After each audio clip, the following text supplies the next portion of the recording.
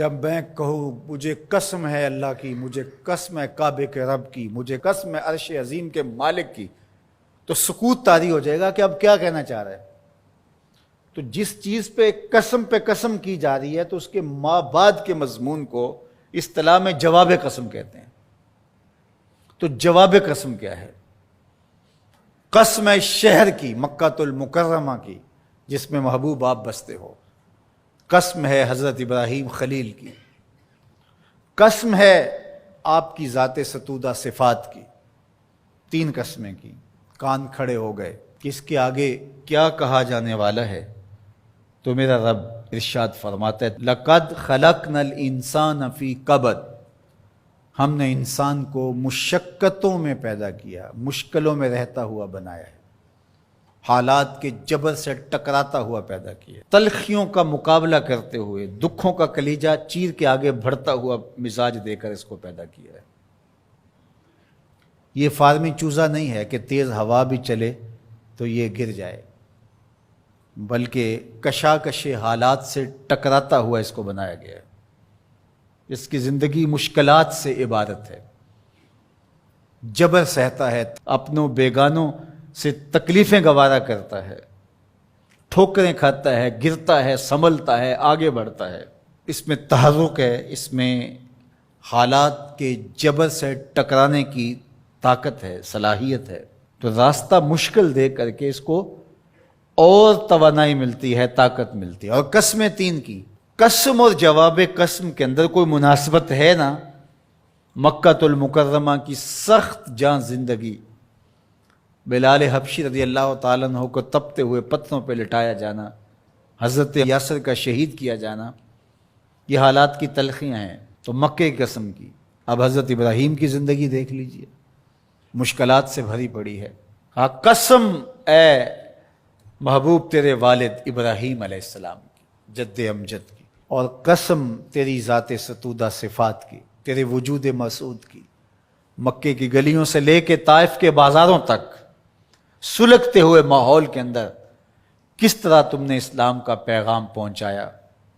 اذیتیں سہی، مصیبتیں سہی، مقاومتیں، مخالفتیں، نکتہ چینی کی آندیاں، ناموافق حالات کے جکڑ، دکھ، پریشانیاں، برستے پتھر جھیلے، تکلیفیں گوارا کی، گڑھے کھودے گئے، کانٹے بچھائے گئے، اوجریاں ڈالی گئیں، اذیتیں کھڑی کی گئیں، لیکن استقامت کا کوہ گرا بن کے محمد عربی کھڑا نظر آتا ہے صلی اللہ علیہ وآلہ وسلم۔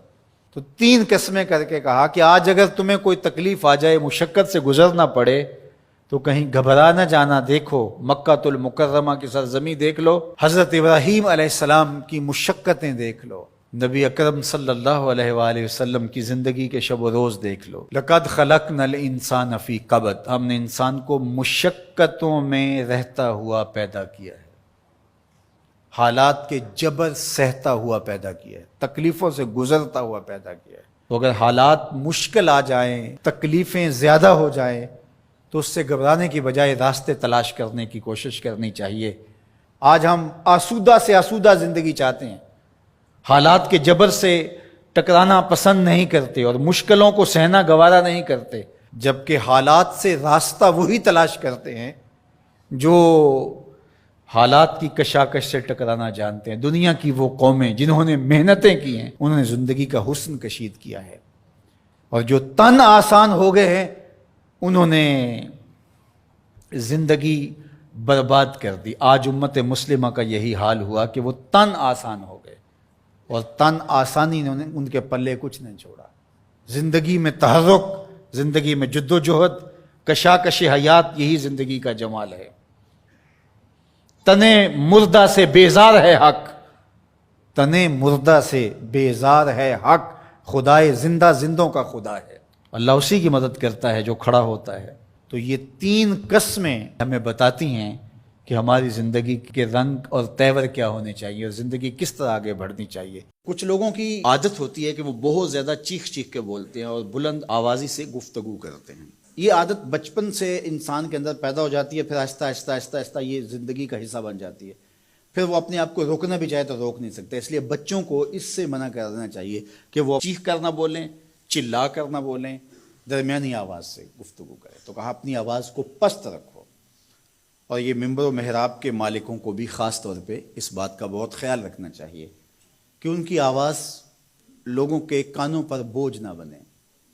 آج کل تو یہ ساؤنڈ سسٹم لگے ہوئے ہیں، اور پھر ماشاءاللہ کچھ لوگ تو یہ ایکو کا بھی ضرورت سے زیادہ استعمال کرتے ہیں. سنجیدگی کے ساتھ، متانت کے ساتھ بات کرنا، سنجیدگی اور متانت کے ساتھ بات کو سننا، یہ شریعت کے آداب ہیں. جب کسی سے ہم کلام ہوں تو آپ بھی بلند آواز نہ ہو، اور دوسرا وہ اس کا جو جواب دے رہا ہو اس کی توجہ بھی بھٹکنے نہ پائے، وہ اپنے احساسات سے یہ بات بتائے. اور کہیں جواب دینا ضروری ہو تو حرج بھی نہیں ہے. آواز کو معتدل رکھو، خوبصورت رکھو. تو جس طرح بولنے کے آداب ہے اس طرح سننے کے بھی آداب ہے. ویسے ماہرین کہتے ہیں کہ تیز آوازیں بندہ پونے گھنٹے سے زیادہ نہیں سن سکتا، یعنی اس کا سٹیمنا جو ہے وہ اتنا ہی ہے کہ وہ اتنا سن لے. برداشت کر لے اس کے بعد وہ تو الگ بات ہے، لیکن یہ ہے کہ وہ جو آسانی کے ساتھ سن سکتا ہے اتنا ہی سن سکتا ہے. تو اس لیے یہ جو لیکچر بھی ہوتے ہیں جو دنیا کی بڑی یونیورسٹی ہیں وہاں بھی انہوں نے لاکھوں روپے دے کر کے دنیا کے ماہرین بلائے ہوتے ہیں مختلف مضامین پر، لیکن پیریڈ کا دورانیہ یہ نہیں ہوتا وہ 3 گھنٹے کا لیکچر دے رہے ہوں. انسان کی جو ہے وہ ایک کیپیسٹی ہے، اس سے آگے نہیں وہ بڑھ سکتا. اور مجھے بتائیے انسان کو بنانے والے سے بہتر کون بتائے گا؟ قرآن بتاتا ہے. کیا بتاتا ہے؟ وَغْضُضْ مِنْ صَوْتِكَ، اپنی آواز کو پست رکھو. باقی اس کے الگ احکام ہیں کہ اذان دے رہے ہیں، آپ کسی کو پکار کر رہے ہیں، جنگ میں رجز ہے یا کوئی اور بات ہے. ابھی لائٹ چلی جاتی ہے اور دور تک لوگ بیٹھے ہیں تو مجھے لامحالہ طور پہ اونچا بولنا پڑے گا. میری آواز اونچی ہے تو میں کوشش کروں گا آخری شخص تک آواز پہنچے، وہ ایک الگ بات ہے. لیکن اب یہ آواز ایسے ہی سب تک پہنچ رہی ہے. تو ان آداب کو جب ہم سمجھتے نہیں ہیں تو اپنی بات کو اچھی، کچھ لوگ سمجھتے ہیں کہ زور سے بولیں گے تو لوگوں کے اندر بات اترے گی. ایسا نہیں ہے. بات زور سے بولنے سے نہیں اترتی، بات دلیل سے اترتی ہے. رومی علیہ رحمہ فرماتے ہیں کہ بادلوں کے گرجنے سے نہیں، پھول کھلتے ہیں بارش کے برسنے سے. تو بارش برسے گی تو پھر پھول کھلیں گے، بلکہ وہ جتنی آہستہ آہستہ برسے گی اتنی ہی جذب ہوتی چلی جائے گی. سہج پکے سو میٹھا ہو. اس لیے اپنے لہجوں کو خوبصورت بھی بنائیے، اپنے لفظوں کا انتخاب بھی اچھا کیے، اور اپنی آواز کو پست بھی رکھیے. لوگوں کے کانوں پر آپ کی آواز بوجھ نہ ہو. جب اکبر نے دین الہی نکالا تو حضرت مجدد الفسانی علیہ رحمہ اس کے مقابلے میں آیا. آپ جانتے ہیں وہ تاریخ. تو اس نے کہا تھا کہ السلام علیکم یہ مسلمانوں کا شعار ہے. تو ایک نیا لفظ لے کر آتے ہیں، جب بھی کوئی کسی کو ملے تو اس کو کہے اللہ اکبر، وہ بھی جواب میں کہے اللہ اکبر. یہ اپنی طرف سے وہ نئی چیز لے کر آیا. لیکن اسلام نے السلام علیکم کیوں رکھا ہے؟ تو اس کا ایک فلسفہ ہے، اور وہ کیا کہ جب کوئی مسلمان کسی دوسرے مسلمان کو ملے تو وہ کہے السلام علیکم. اس کا مطلب ہے تیرے اوپر سلامتی ہو. تو گویا وہ ضمانت دے رہا ہے کہ میرے بھائی تیری جان، تیرا مال، تیری آبرو، تیری عزت میری طرف سے محفوظ ہے. میں تجھے ضمانت دیتا ہوں سلامتی کی. اور وہ آگے سے کیا کہتا ہے؟ وعلیکم السلام. اچھا تو اگر مجھے ضمانت دیتا ہے تو تو میری طرف سے بے فکر ہو جا. تیری آبرو میری آبرو ہے، تیری عزت میری عزت ہے، تیرا مال میرا مال ہے، اس لیے میری طرف سے تجھے کوئی فکر نہیں ہوگی. اب ایک دوسرے سے انہیں خطرہ نہیں ہونا چاہیے، ایک دوسرے کو ضمانت دے چکے ہیں، عہد کر چکے ہیں. اور اگر ہم سلام بھی لیں اور جڑیں بھی کاٹ دیں تو میاں ہم نے سلام لیا ہی نہیں، ہم نے منافقت کی تھی. حضور نے فرمایا افشوا السلام، تو میں سلام کو پھیلاؤ. یعنی سلام کو پھیلاؤ گے تو امن پھیلے گا. سلام سلامتی سے ہے، یہ آپ امن دیتے ہیں. ہارون الرشید کے زمانے میں ایک شخص کو سزائے موت کا حکم ہو گیا. تو اس قیدی سے پوچھا سزائے موت سے قبل تیرا آخری حق. اس نے کہا کہ میں بادشاہ سے ملنا چاہتا ہوں. انہوں نے کہا ٹھیک ہے. بادشاہ کو کہا کہ سزائے موت کا قیدی ہے، تو وہ کہتا ہے میں بادشاہ سے ملنا چاہتا ہوں. بادشاہ نے کہا لے آؤ. تو دربار لگا تھا تو وہ قیدی زنجیروں میں جکڑا ہوا لایا گیا. اس نے کہا السلام علیکم. بادشاہ نے کہا وعلیکم السلام. آخری خواہش پوری ہو گئی. جلاد لے جانے لگے، قتل کرنے لگے. کہا تو مجھے قتل نہیں کر سکتے. کہا کیوں؟ کہا بادشاہ نے میری ضمانت دے دی ہے، مجھے آزاد کر دیا. بادشاہ نے کہا میں کب کی ہے؟ کہا تم نے کہا نہیں وعلیکم السلام، تمہیں سلامتی ہو. تو جس کو تم سلامتی کہہ چکے ہو تو کیا اس کے اوپر سزا ہو سکتی ہے؟ تو بادشاہ مسکرانے لگا, کہا جاؤ میں نے اس کو آزاد کیا. وعلیکم السلام کہہ دیا تو پھر سلامتی ہوگی نا. اسی لیے ہم کہتے ہیں حضور پہ سلام پڑھا کرو. حضور پر جب سلام پڑھو گے تو حضور بھی سلام کا جواب دیں گے. وہ کسی شاعر نے کہا تھا, وہ شعر پتہ نہیں وزن میں ہے کہ نہیں, لیکن شعر مجھے بڑا اچھا لگتا ہے کہ درود پڑھنے سے ثواب ملتا ہے, سلام پڑھنے سے جواب ملتا ہے.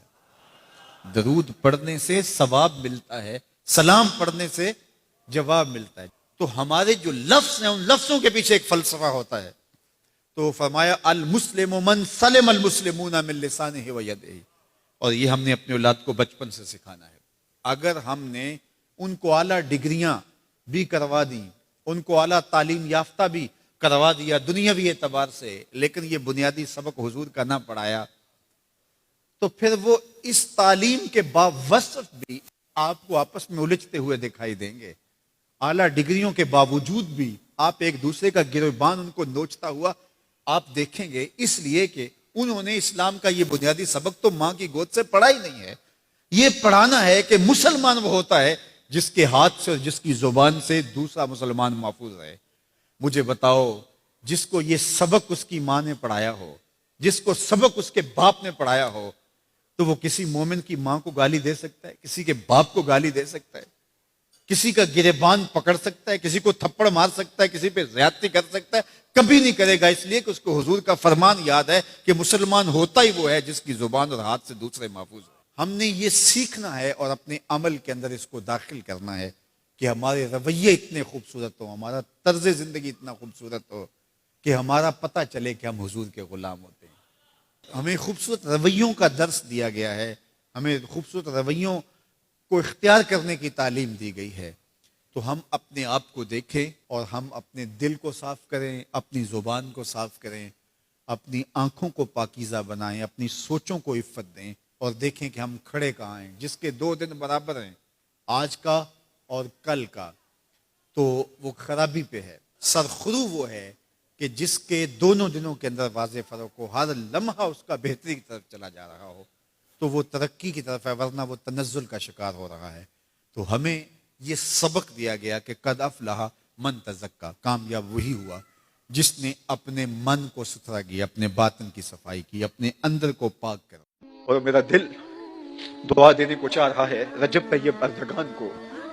عصر نو رات ہے دھندلا سا ستارہ تو ہے, عصر نو رات ہے دھندلا سا ستارہ تو ہے, کشتی امت کا زمانے میں سہارا تو ہے. اللہ اس امت کو وکاس دے دے, وہ دن ہم بھی دیکھیں گے کہ یہ امت غالب ہوگی.